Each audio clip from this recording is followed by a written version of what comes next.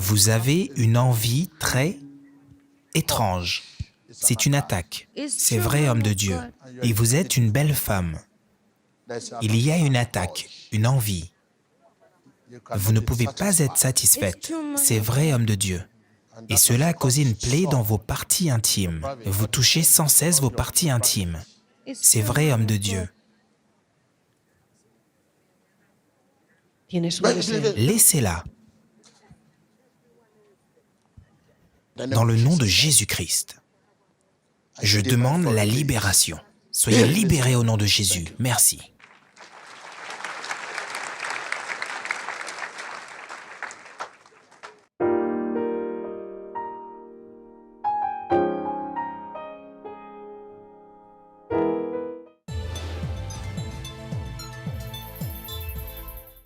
Je m'appelle Anna Gemezulu, j'ai 22 ans et je suis originaire du Malawi.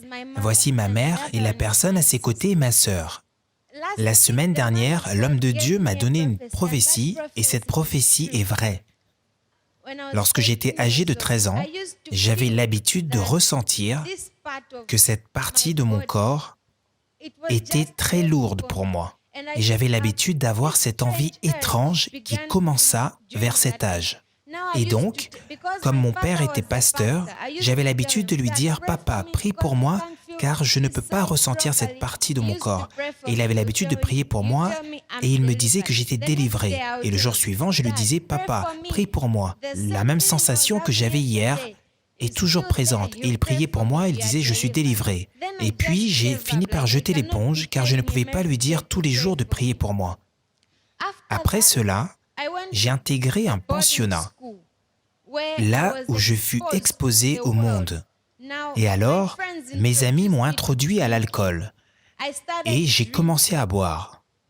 À compter du premier jour où j'ai commencé à boire, j'ai aimé l'alcool énormément et je n'ai cessé de boire. Et quel âge aviez-vous lorsque vous avez commencé à boire de l'alcool? J'ai commencé à boire à l'âge de 15 ans. Et ensuite, j'ai continué à boire, je sortais avec mes amis, et ce jusqu'à l'école secondaire quand j'ai été expulsé. Ils m'ont renvoyé de l'école car je poussais les personnes que je rencontrais à se mettre en grève.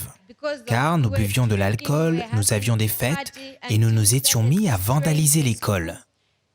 Après cela, ma mère m'a emmené dans une école car en ce temps-là, mon père était en colère contre moi et il refusait de payer mes frais de scolarité. Ma mère m'a alors emmené dans une autre école secondaire et c'est elle qui payait alors mes frais de scolarité. Et là, je n'allais même pas. Durant le semestre entier, je peux dire que j'ai peut-être suivi une semaine de cours sur la totalité du semestre. Et donc, j'allais à l'école, puis nous partions avec mes amis et nous nous rendions directement en ville et nous achetions de l'alcool et nous buvions et ensuite nous revenions à l'école et nous faisions du bruit et c'est alors que j'ai été à nouveau expulsé. Et ainsi, je ne pouvais qu'assister aux examens car en effet, comme j'étais expulsé, je ne pouvais venir que pour passer les examens. Ensuite, je suis allé à l'université, là où j'ai été exposé à une nouvelle forme de liberté, car j'étais très éloigné de la maison et maintenant j'étais libre, ma mère n'était pas là, mon père n'était pas là.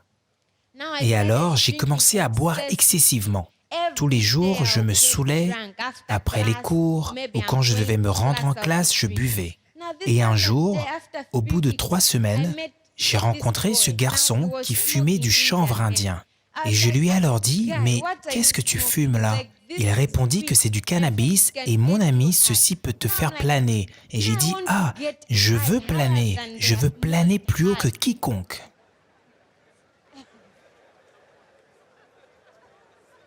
Et alors, ce garçon m'a introduit au cannabis.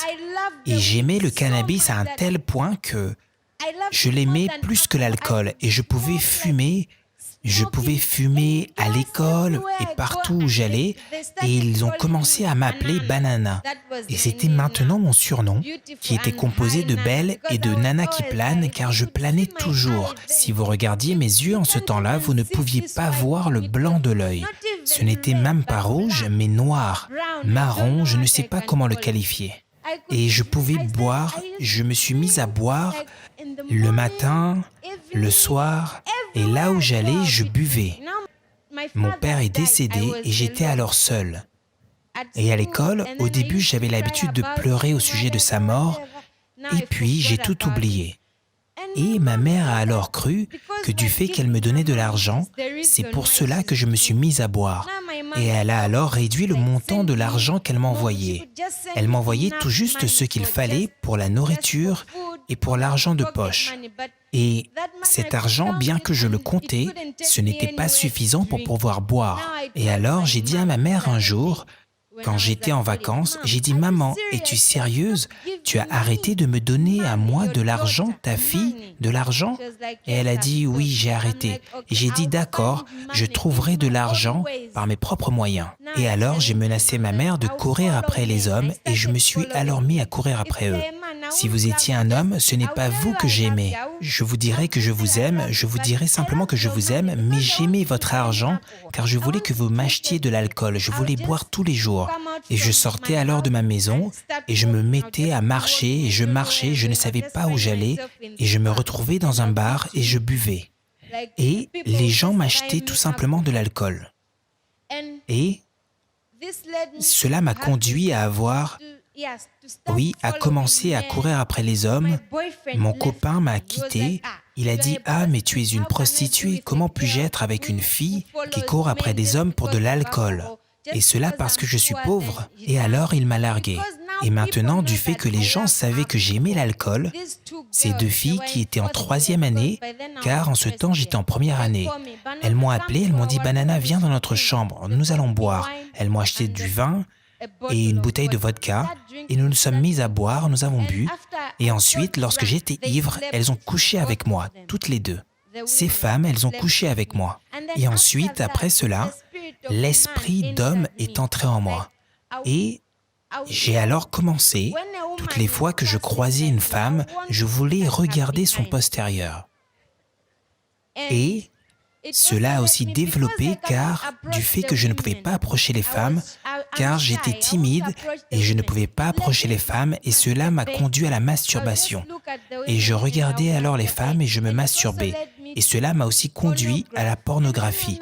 Et aussi, quand j'étais en 3e année, au cours de ma première tentative et pas l'année dans laquelle je suis. 2 garçons maintenant, et nous étions dans une fête et nous buvions, et 2 garçons m'ont alors violé à nouveau. Et cela m'a conduit à haïr les hommes. Je n'aimais alors plus les hommes. Et ensuite, cela m'a conduit à commencer à me masturber fréquemment. Je pouvais me masturber jusqu'à 5 fois par jour juste pour me satisfaire. Mais je n'étais toujours pas satisfaite. L'alcool, la drogue et la masturbation ne me satisfaisaient pas. Et lorsque je n'étais pas satisfaite, je me mettais à boire plus que n'importe quel homme que je pouvais rencontrer et qui buvait. Il ne pouvait pas me lancer de défis lorsqu'il en venait à la consommation d'alcool. Il ne pouvait pas me lancer de défis lorsqu'il fallait boire. Je buvais et je fumais peut-être jusqu'à 15 joints par jour. Et du fait de ma dépendance à l'alcool et à la drogue, je n'allais plus à l'école. Ils m'ont alors exclu temporairement pour la première fois et ensuite je suis reparti à l'école. Et je continuais le même comportement qui m'avait valu l'exclusion. Je défiais mes professeurs, je plaisantais en classe et ils m'ont alors exclu pour une 2e fois. Et un jour, j'étais assise et je regardais ma mère et elle pleurait et elle se lamentait à mon sujet. Mes voisins disaient toutes sortes de mauvaises choses à mon sujet et ensuite je les regardais et j'ai dit « Maman, mais tu as ton Dieu ». Car elle m'avait emmené à différents endroits, à plusieurs endroits, mais sans solution. Et j'avais même pour habitude de défier les pasteurs en disant « Moi, vous ne pouvez pas me délivrer. Vous me délivrez aujourd'hui, mais je boirai demain. Je suis même ivre maintenant, je suis même en train de planer. » Et après qu'ils aient prié pour moi, je sortais, je fumais et je revenais leur dire « J'ai fumé le cannabis. Avez-vous prié pour moi ?» Et je m'assurais que ma mère se plaigne. Et j'ai toujours regardé Emmanuel TV. Car chez nous, c'est quelque chose qui est toujours là. Nous regardons toujours Emmanuel TV. Et alors, j'ai vu que l'homme de Dieu, TB Joshua, était le seul qui avait la puissance pour me délivrer, pour délivrer l'esprit en moi. Donc j'ai dit à ma mère, ne gaspille plus ton argent pour mes frais de scolarité, car maintenant tu vas m'envoyer à l'école et je sais que je serai renvoyé à nouveau. Donc emmène-moi chez l'homme de Dieu. Et c'est alors qu'elle m'a emmené ici. Amen, applaudissons pour Jésus-Christ. Donc vous voulez dire que jusqu'au moment de venir ici, vous fumiez toujours, vous buviez toujours, vous étiez toujours impliqué dans toutes ces choses avant que vous n'arriviez ici dans l'église. Oui. Une semaine avant que je ne vienne ici, je buvais beaucoup plus que je n'avais l'habitude de boire. Et j'avais dit à ma mère, laisse-moi boire pour la dernière fois car je sais que cet homme de Dieu appelé T.B. Joshua me délivrera. Car je n'étais jamais tombé sous la prière d'un pasteur. Aucun pasteur ne m'avait fait tomber, je me moquais d'eux. Et j'ai dit à ma mère, « Maman, je sais que ton pasteur me délivrera et je sais que je vis mes derniers moments avec l'alcool. » Et donc je me suis mise à boire et ce jusqu'au jour de ma venue ici. Waouh! Donc nous remercions Dieu que Dieu vous ait emmené ici à la synagogue Église de toutes les nations et maintenant, d'après votre expérience, vous avez dit que lorsqu'on priait pour vous, vous n'êtes jamais tombé ou vous n'avez jamais reçu un toucher d'onction de Jésus-Christ. Pouvez-vous nous décrire lorsque le prophète T.B. Joshua a prié pour vous, que vous est-il arrivé? Décrivez-nous cette expérience. Premièrement, il se déplaçait et il imposait les mains à tout le monde. Et puis, il m'a touché et j'ai ressenti quelque chose. J'étais si en colère et je voulais crier, mais je ne sais pas ce qui s'est passé. Et après cela, c'est à ce moment qu'il est venu et qu'il m'a donné une parole de prophétie. Et j'ai alors ressenti, je ne sais pas comment l'expliquer, j'ai ressenti cette puissance en moi et j'ai ressenti que dans cette partie de mon corps, quelque chose m'avait quitté et mon cœur était libre. Il était si libre. Comme je l'ai dit, je n'avais pas été sobre depuis mes 15 ans. Mais après ma délivrance, je plane maintenant sur quelque chose que je recherchais et je suis entièrement satisfaite. C'est comme cela que je me sens. Waouh, applaudissons pour Jésus-Christ. Ceci est une rencontre avec la puissance de Dieu. Et sœur, cela fait maintenant une semaine. Pouvez-vous nous dire comment est votre vie maintenant, après la délivrance et la prophétie? Quels sont les changements que vous avez expérimentés dans votre vie? Je suis si libre dans mon cœur. Auparavant, j'avais cet esprit de colère. J'avais l'habitude de me mettre en colère très fortement. Et je disais à ma mère que j'avais mal à la tête, mais je me mettais en colère sans raison. J'étais juste en colère. Mais maintenant, je suis si libre, je ne sais pas, je me sens légère et je peux parler à ma mère librement, je peux parler à ma sœur librement, mon cœur est libre et je ne fais plus de mauvais rêves. Je sais qu'il y a de belles femmes ici, mais je n'ai plus ce désir de les regarder. Et je ne sais pas ce qui s'est passé, ce n'est plus en moi. Amen, applaudissons pour Jésus-Christ. Et nous avons vu dans la prophétie que l'homme de Dieu a dit que vous aviez même tenté de vous satisfaire à travers la masturbation au point où vous vous êtes blessé, mais depuis cette prophétie et cette délivrance, toutes les envies pour ces choses ont disparu. Est-ce exact? Oui, complètement. Je n'ai plus cette envie pour me masturber. Je dors parfaitement bien, je dors toute la nuit. Et je n'ai plus cette pensée, cet esprit de masturbation, cette envie n'est plus en moi, je ne veux plus me masturber. Amen. Applaudissons pour Jésus-Christ une fois de plus. Donc, sœurs, nous croyons que vous êtes dans une position pour donner un conseil, tout particulièrement aux jeunes en dehors, qui vivraient le type de vie que vous viviez auparavant, plongés dans l'esprit de la luxure ou dans la dépendance de substances comme l'alcool et la drogue. Vous êtes un témoignage vivant de la puissance de Dieu et du changement qu'il peut apporter dans votre vie. Quel serait votre conseil? Mon conseil s'adresse premièrement aux jeunes, aux personnes qui traverseraient une situation similaire à celle dans laquelle j'étais. La seule plénitude que vous pouvez atteindre sur terre et qui vous satisfera vient de Dieu. Ces choses comme le cannabis, l'alcool, la cocaïne et autres ne vous mèneront nulle part, mais courez simplement vers Dieu. C'est seul le Saint-Esprit qui peut vous donner cette plénitude. Et comme vous pouvez me voir maintenant, je suis sobre et je me sens heureuse. Ces choses ne vous donneront aucune joie. Ils vont juste vous troubler mentalement. Et pour vos parents, n'abandonnez jamais vos enfants. Car si ma mère avait jeté l'éponge, j'aurais pu devenir quelque chose d'autre. Mais elle ne m'a jamais abandonné. Ne reniez pas vos enfants.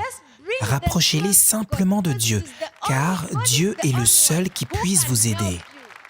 Amen. Applaudissons pour Jésus-Christ. Et nous donnons toute la gloire à Dieu Tout-Puissant, et à ce point, nous allons écouter quelques mots de notre mère, et nous remercions Dieu pour ce qu'il a fait dans la vie de cette famille.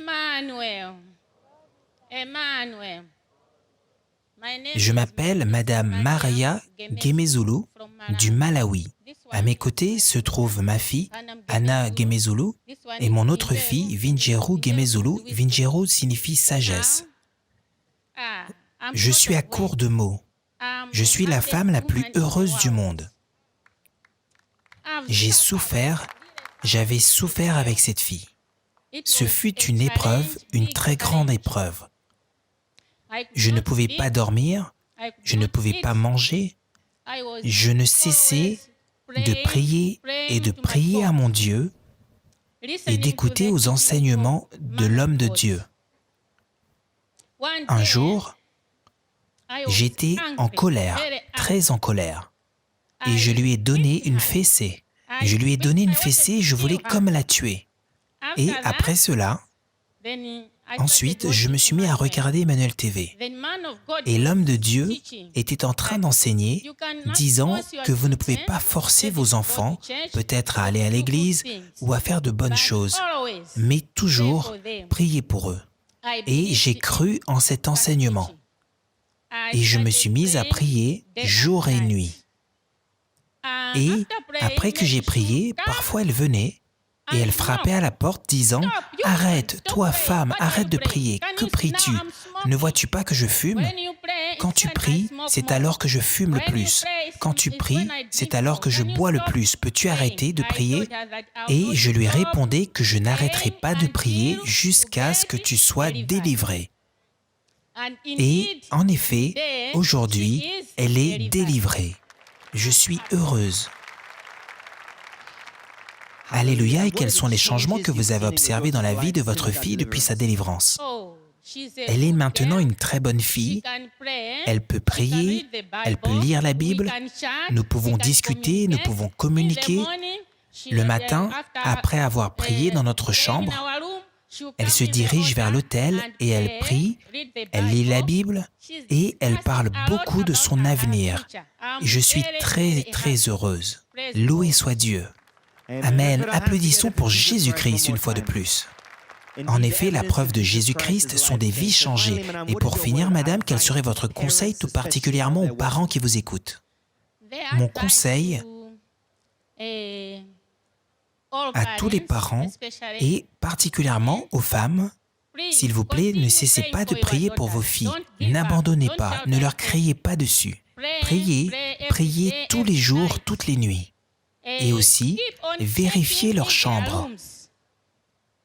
Pour ma part, je ne savais pas qu'elles fumaient ou qu'elles buvaient, mais un jour, je mettais de l'ordre dans leur chambre et c'est alors que j'ai découvert qu'il y avait du chanvre indien, un paquet, un très gros paquet, des bouteilles de bière, différentes sortes de bières. S'il vous était possible de voir sa chambre aujourd'hui, vous auriez trouvé beaucoup de bouteilles, des cigarettes de chanvre indien.